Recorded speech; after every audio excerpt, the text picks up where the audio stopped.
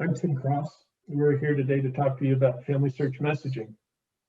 I'm Rob Perry. I am the user experience designer for FamilySearch Messaging. When we come to FamilySearch, the first thing we see to use FamilySearch Messaging is the sign-in link. If we click to sign in and come in, you'll notice this last year, FamilySearch introduced two new icons. We have a FamilySearch Messaging icon and we have a FamilySearch Notifications icon. In order to access FamilySearch Messaging, you click on the messaging icon and it provides a quick look at new messages that have recently come through. In order to see all messages, you come down and you can click Show All Messages. These messages all come up and the screen is divided into two sections. On the left, you're able to see a quick glimpse at who sent you the message and when, and then a little bit of the message that they sent you.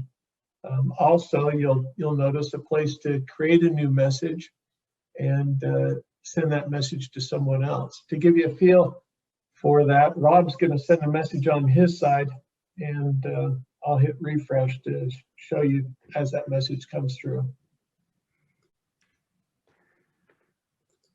Okay, I sent it. Okay, I'll hit refresh. And here's the new message from Rob. He simply said, "Hey Tim, I found a photo from my ancestry you might like." So FamilySearch Messaging is a great way to be able to engage with other family members and to have them share photos just right here in messaging.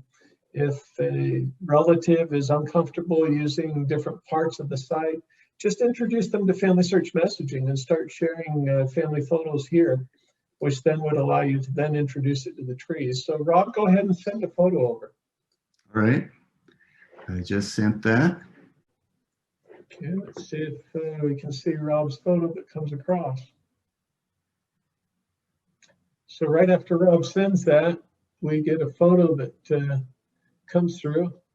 And the nice thing is this photo has previously been uploaded to FamilySearch, so it's been screened, and so it immediately comes through. Now that Rob shared that, I can actually click on that photo and bring it up, and I can actually go through and view that in Memories. I can do all the things that you're familiar with in Memories. I can tag individuals in the photo, and I can actually associate those things to the tree as well. So make good use of sharing and sending photos in Memories. The way you share photos is down here. There's a nice little icon called Photo Small, and if I hit, I can upload a photo or I can select from gallery. I'm going to go ahead and select from gallery as I share this with Rob, and I'll share this nice photo of this beach sunset, and then hit attach artifacts to send that. That puts it in the message, and I'll hit send. And now Rob's able to see that over on his side. Are you able to see that, Rob? Just refreshing now. And I see a sunset photo. Yep. Very good.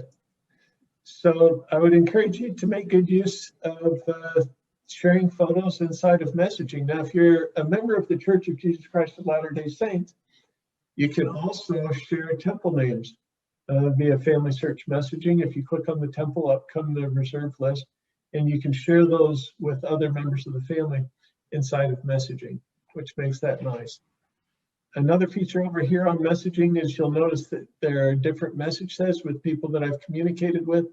You can simply select those and delete them if you want to clean out your message thread. Okay, so that's, if I want to initiate a message with someone, I can actually click New Messages, and that will bring up and prompt me to identify who I want to send a message to.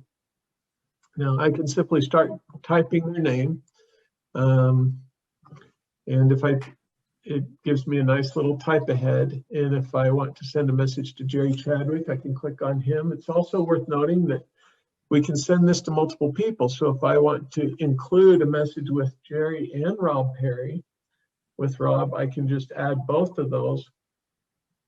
And then I can put in a message here of This is our demo. It's RootsTech. That'll allow Jerry to know the nature of this message that we're sending over. And so make good use of the multi-message thread, multi-person thread inside of messaging. You can get several family members all on the same message thread to be able to share photos with and just have conversations with.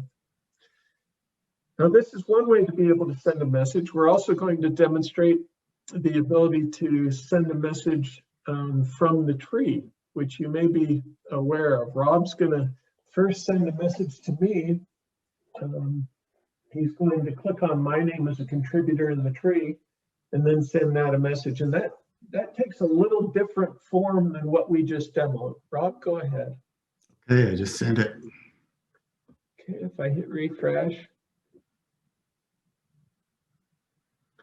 We know this is a message from the tree because it has nice information about the ancestor that Rob sent the message from. He sent it from Lawrence J. Bills, my grandfather, and the message then has an about section that provides information about Lawrence J. Bills. And that allows us to now know that this message is about this ancestor in its context. Let me show you how that's to be done. If I come over here to the family tree, and I come into the family tree to one of Rob's ancestors,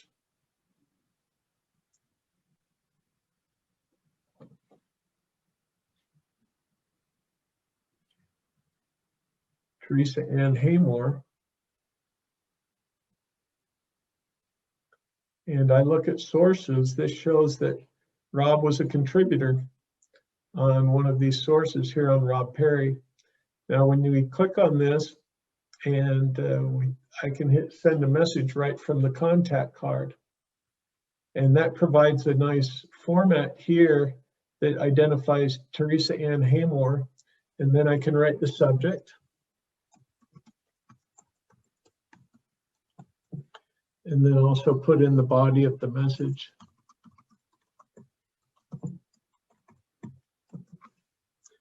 Then when I hit send, and I come back over to messaging, we'll notice that if I hit refresh to see that other message, it created a separate message thread so that we can discuss Teresa Ann Haymore independently from the other message that was about Lawrence J. Bills, which is also independent of the message thread that was just a chat discussion that Rob and I were having. So something to make note of is as you're receiving messages, anytime you get a new message, this affordance, this little red dot up here on the messaging icon will show up. So when you're on the site and you see this new red dot, that will indicate that you have a new message that's coming in.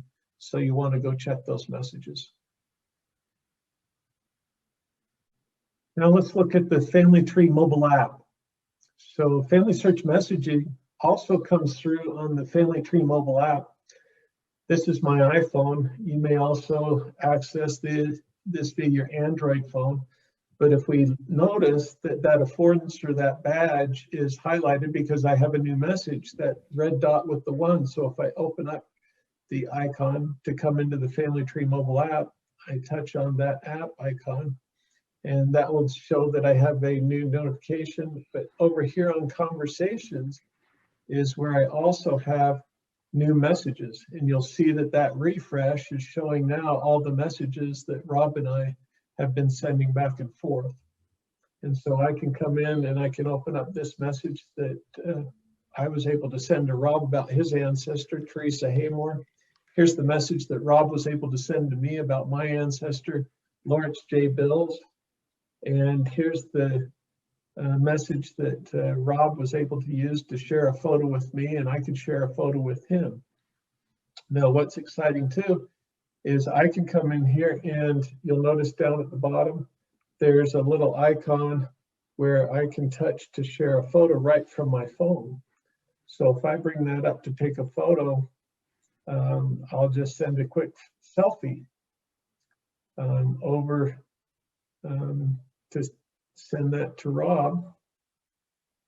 And that's being processed now. That's something that you need to remember as well that as new photos come up onto FamilySearch, they get screened to make sure that they're appropriate photos.